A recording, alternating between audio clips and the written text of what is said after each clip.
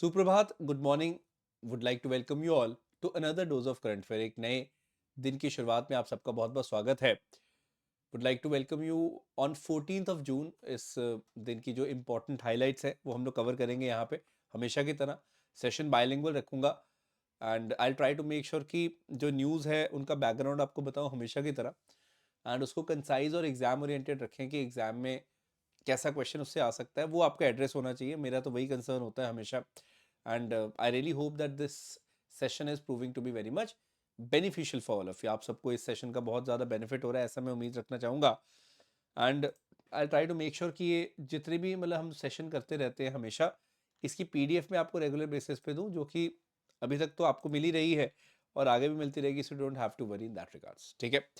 सो कैसे मिलेगी इसकी पीडीएफ? आकाश देव जी के मुझसे जो टेलीग्राम चैनल है वहाँ पे इसकी पीडीएफ मिलेगी, आप इसको स्कैन कर सकते हैं या फिर सर्च कर लो, that is also easy. Having said that, would like to start today's session. एक इंटरनेशनल बहुत इंपॉर्टेंट न्यूज़ है। ऑनरेबल प्राइम मिनिस्टर मोदी का पहला जो दौरा है, पहला मतलब मैं बोलूँगा विदेशी दौरा अगर मैं बोलूँ तो वो इटली का है। ये काफ़ी इंपॉर्टेंट है क्योंकि मतलब टिल 15 मतलब कल तक 13 से 15 के बीच में वहाँ पे G7 समिट हो रही है। G7 की भी हम लोग बात करेंगे और ये एक बहुत इंपॉर्टेंट समिट है क्योंकि इटली के पास G7 की प्रेसिडेंसी है, तो इसलिए इटली इस समिट को कर रहा है। अलग अलग मेंबर्स G7 के समिट को करते हैं।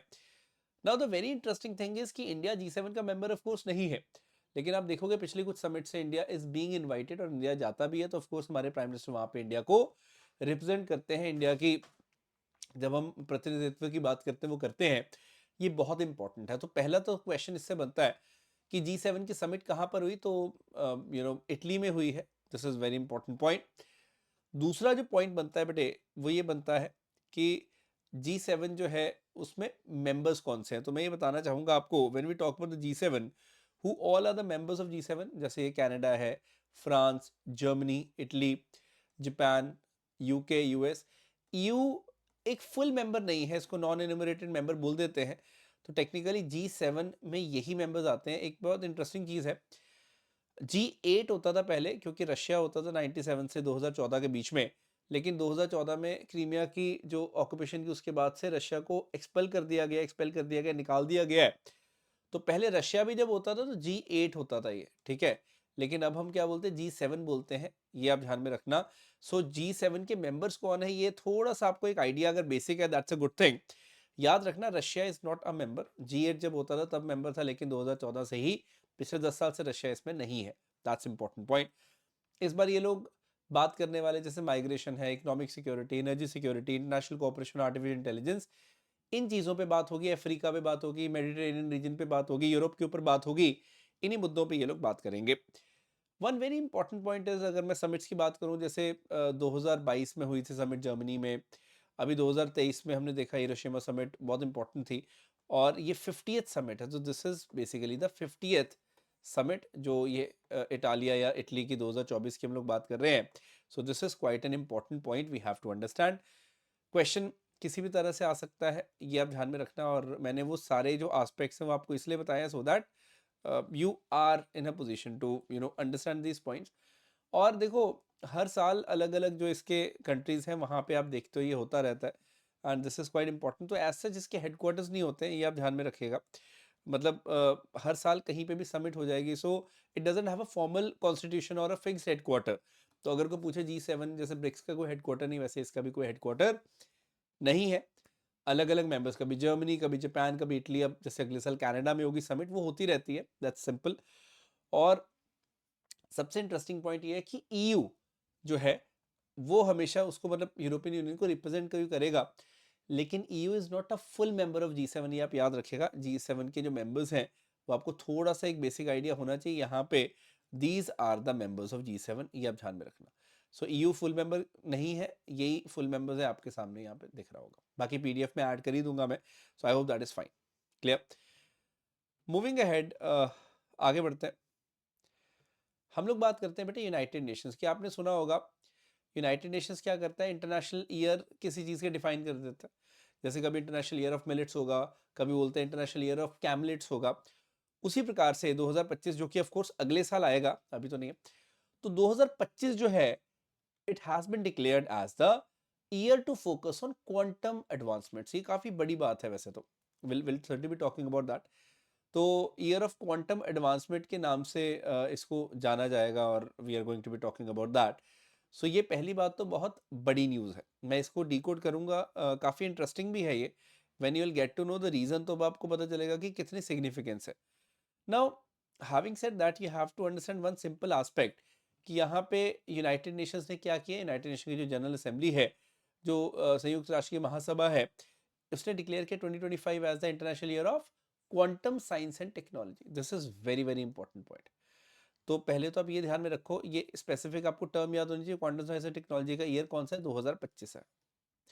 अब एक सवाल दिमाग में आता है कि क्या ये रैंडम है या कुछ रीजन है, कुछ सिग्निफिकेंस है, क्या है, उसके बारे में हम बात करते हैं। आपने यहाँ पे एक ही चीज याद रखनी है कि 2025 जो है, it is marking as century, मतलब 100 ईयर्स पूरे हो रहे हैं। 100 ईयर्स किस चीज के पूरे हो रहे हैं?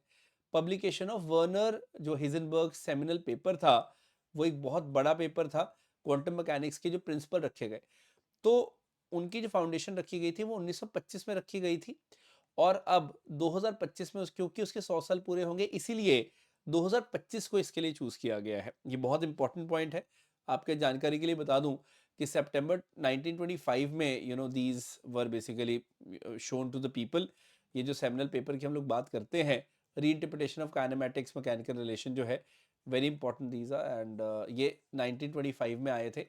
और ये पूरे के पूरे प्रिंसिपल्स ले डाउन यहाँ पर करते हैं क्वांटम मैकेनिक्स के।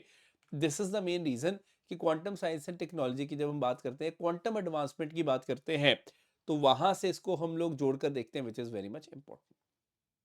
क्लियर है?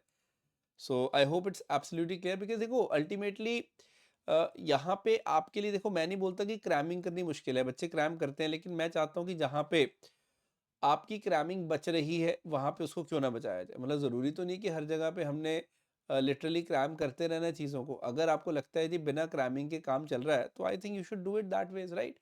तो ये बहुत ज़्यादा इंपॉर्टेंट होता है, ये आप ध्यान में रखना।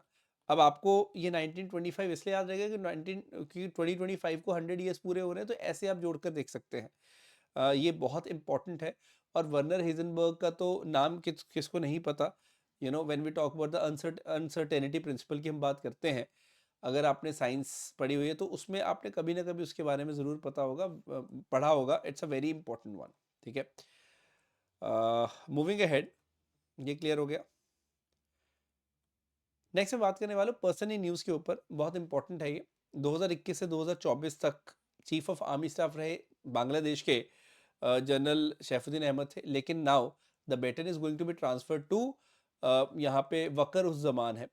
अब एग्जाम में हो सकता है ना भी पूछे, बट इन केस अगर आ जाए, बिकॉज ये हमारी देखो नेबरिंग कंट्री तो है ही है, स्ट्रेटेजिकली हमारे लिए बहुत इंपॉर्टेंट है। तो बस इतना ध्यान में रख लेना, अगर कभी क्वेश्चन आता है कि रिसेंटली न्यूज़ में थे वकर उस जमान, तो ये पूछ सकते हैं, जैसे क्योंकि अभी 23 तारीख से ही is going to be there in the office, मतलब एक हफ्ते के अंदर ही ऑफिस ज्वाइन करने वाले हैं नए चीफ ऑफ आर्मी स्टाफ बनने वाले बांग्लादेश के। तो क्वेश्चन आएगा आपको कि वकरुज्जमान कौन सी कंट्री के चीफ ऑफ आर्मी स्टाफ बने हैं, मालदीव, बांग्लादेश, अफगानिस्तान, पाकिस्तान, ऐसे क्वेश्चन पूछेगा वो। तो you have to be prepared for that कि वकरुज्जमान कहाँ के चीफ ऑफ आर्मी स्टाफ है, ऐसे क्वेश्चन आ सकता है, you never know. Talking of Bangladesh, आप ध्यान में रखो एक बड़ी इंटरेस्टिंग जो चीज़ है वो ये है कि अगर मैं यहाँ पर ध्यान से इसको देखता हूँ, अगर आप ये पर्टिकुलर मैप देख रहे हो, तो मैं आपको एक बहुत इंटरेस्टिंग चीज़ बताऊंगा यहाँ पे, विच आई एम श्योर आप में से कई लोगों को पता होगा। देखो बांग्लादेश के लिए भी इंडिया बहुत इंपॉर्टेंट है। क्यों इंपॉर्टेंट है? अब ये देखो बांग्लादेश है, बांग्लादेश का अगर आप वेस्टर्न एरिया देखते हो वहाँ पे इंडिया है, बांग्लादेश के नॉर्थ में इंडिया है, बांग्लादेश के ईस्ट में भी इंडिया है, बस बांग्लादेश के जो साउथ ईस्ट है यहाँ पे बर्मा या फिर म्यांमार है ना।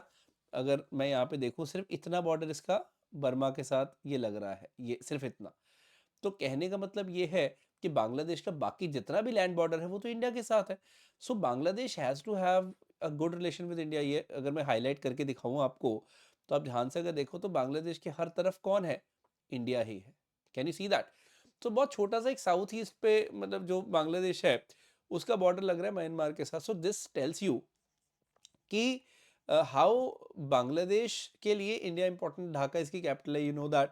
ब्रह्मपुत्रा भी हम लोग देखते हैं यहाँ पे। पता है आपको बांग्लादेश में ब्रह्मपुत्रा को जमुना बोलते हैं, यमुना नहीं, जमुना, JAMUN है। ये बड़ा इंटरेस्टिंग पॉइंट है। फिर वो यहाँ पे बे ऑफ बंगाल में जाती है, जो ब्रह्मपुत्रा गंगा डेल्टा है। But anyways, so we have to understand these points, minor से पॉइंट्स हैं। ट्रॉपिको कैंसर पास करता है बांग्लादेश से, बिल्कुल करता है।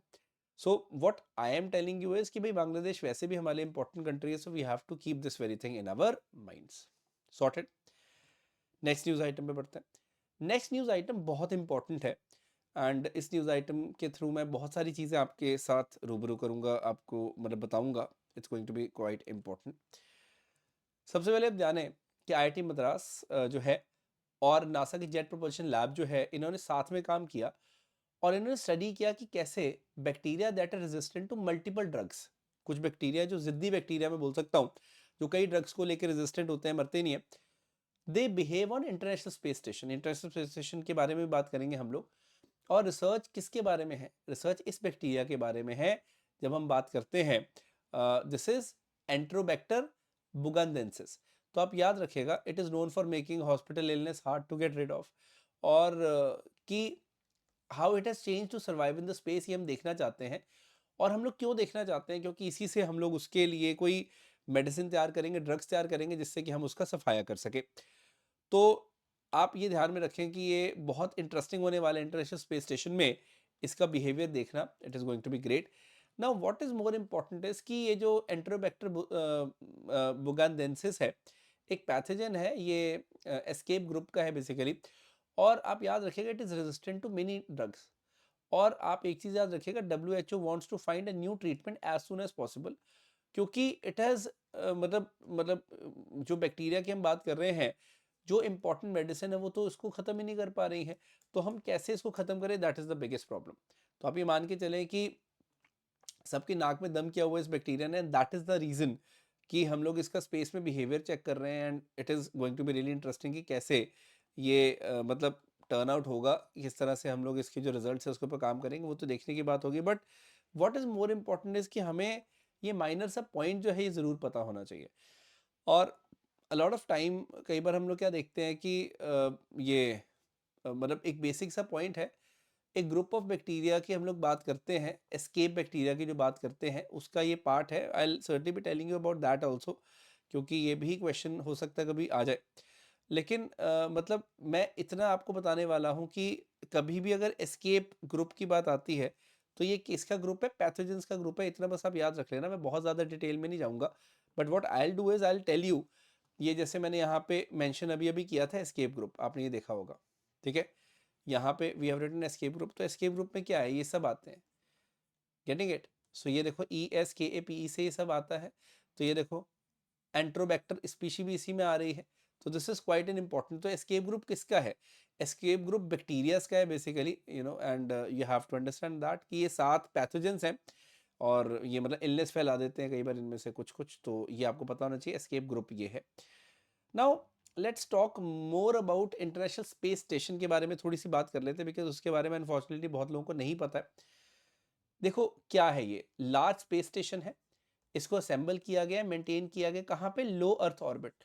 लो अर्थ ऑर्बिट होता क्या है मैं बता दूं आपको, लगभग 400 किलोमीटर की हाइट पे होता है। 400 किलोमीटर ऑल्टीट्यूड हमारे जहाँ पे हम बैठे हैं स्पेस में ऑफ कोर्स। तो 400 किलोमीटर की हाइट पे क्या है, ये एक स्पेस स्टेशन मेंटेन किया गया। किसने मेंटेन किया है? 5 स्पेस एजेंसीज हैं। नासा USA की हो गई, Roscosmos Russia, JAXA Japan, European space agency और कैनेडियन स्पेस एजेंसी जो है, इन्होंने मिलकर इसको मेंटेन किया हुआ है ऊपर। Largest space station ever built है ये। और प्राइमरी पर्पस यही है कि माइक्रोग्रेविटी और स्पेस एक्सपेरिमेंट यहाँ पे इनको परफॉर्म करने हैं। ये बहुत बड़ा एक आप देख सकते हो स्पेस स्टेशन आपके समक्ष यहाँ पे दिख रहा है। तो कई बार क्वेश्चन आता है कि कौन से ऑर्बिट में है ये, तो याद रखिएगा बेटे, लो अर्थ ऑर्बिट में है ये। लगभग ऑन एन एवरेज 400 किलोमीटर की हाइट पे है ये। क्या है? International space station. ये आपको पता होना चाहिए। In fact, it orbits 15.5 orbits per day. So that actually is a big thing. और ये आप थोड़ा सा ध्यान रखिएगा कि it circles the earth in 93 minutes, लगभग 1.5 घंटे में पूरी अर्थ का सर्कल ये लगा लेता है, LEO में रह के, लो अर्थ ऑर्बिट में रह के। Now very interesting thing is, मैं बताना चाहूँगा कि ये जो स्पेस स्टेशन इतना बड़ा जो बनाया गया है, ये ऐसा एक दिन में तो हुआ नहीं है।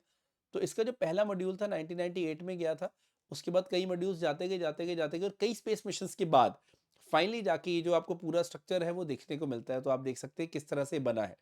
So it was not built in one day. अगर मैं स्टार्टिंग से दिखाऊं, अगर आपको एनिमेशन दिख रही है तो आप देख सकते हैं अलग अलग मॉड्यूल आते गए और वो पूरा तैयार हुआ है space station, which is very big thing.